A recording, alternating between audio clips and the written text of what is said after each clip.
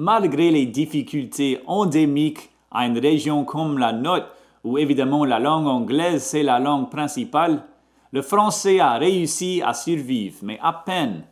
Une raison que cette langue d'héritage a eu de la chance, c'est la même vieille chanson.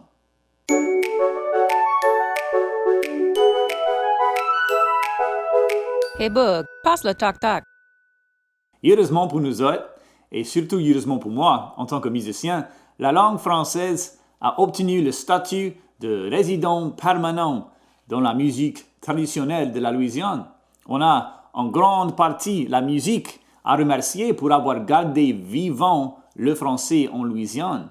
C'est effectivement un vaisseau pour la transmission de pas seulement des traditions musicales, mais pour des tournures de phrases, des locutions caractéristiques, l'accent et ainsi de suite. Pour quelqu'un comme moi, dont mes grands-parents sont tous morts, mon exposition à la langue était limitée. Mais quand j'ai entendu l'appel spirituellement ou quoi que ce soit, j'avais peut-être 20 ans. J'avais mes parents qui, on va dire ma mère, a des souvenirs du français parlé par ses aînés. Ça, c'est pas assez pour vraiment pour tenir une conversation. Mon père parle pas mal français en fait, mais moi je crois qu'il est un peu timide avec. Donc si tu es orphelin linguistique qui veut comme moi rétablir ses liens familiaux, la musique est là pour toi. L'histoire de mon apprentissage se compose partiellement d'étaler traquer des vieux locuteurs du français louisianais et d'avoir essayé de récolter tout ce que je pouvais des autres.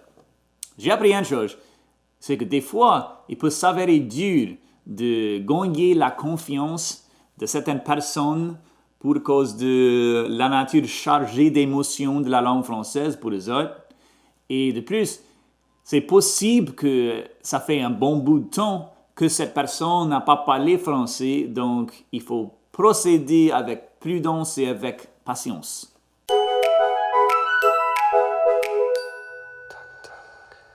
C'est mon expérience cependant que la musique a le pouvoir de briser la glace avec du monde timide. J'ai découvert qu'avoir même des connaissances de base des vieilles chansons traditionnelles, ça m'a fait du bien, ça m'a aidé beaucoup, puis ça continue à m'aider. La franche vérité, c'est qu'avant de m'efforcer de tenir des conversations avec d'autres francophones locaux, j'avais ramassé beaucoup juste par écouter la musique cajun et zydeco et surtout par me concentrer sur les paroles. Un petit avertissement, les paroles dans ces vieux enregistrements peuvent s'avérer super dures d'isoler à cause de la qualité audio. Mais il y a des belles ressources. Je suis devenu accroché par exemple à CajunLyrics.com, un site web dédié à la collection de paroles pour la musique louisianaise et c'est hyper impressionnant ce que les administrateurs du site ont fait. Je pense que c'est effectivement qu'il y a des contributeurs sur le site comme n'importe qui peut soumettre des paroles et là c'est organisé et c'est trié par artistes et tout ça et je trouve ça bien utile. J'aimerais parler d'une autre ressource, c'est lomax1934.com.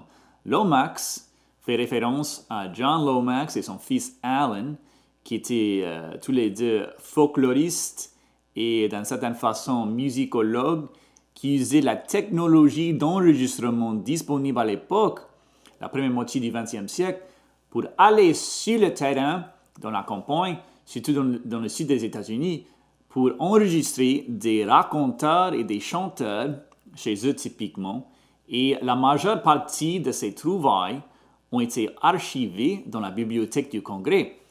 En 1934, John et Alan ont fait le tour de la Louisiane et ils ont récolté une véritable mine d'or de chansons françaises et créoles. Ensuite, bien plus tard, le docteur Joshua Caffrey du village de Franklin en Louisiane, en 2014 ou 2015, a piloté le projet de créer un site web en dehors de la bibliothèque du Congrès pour rendre disponibles les versions numérisées de ces enregistrements, triés par paroisse d'origine et par chanteur. Ça fait que ce projet de site web a été jumelé avec ce livre, Traditional Music in Coastal Louisiana, qui contient toutes les paroles de toutes les chansons du recueil Lomax, accompagnées par des traductions en anglais et des explications détaillées.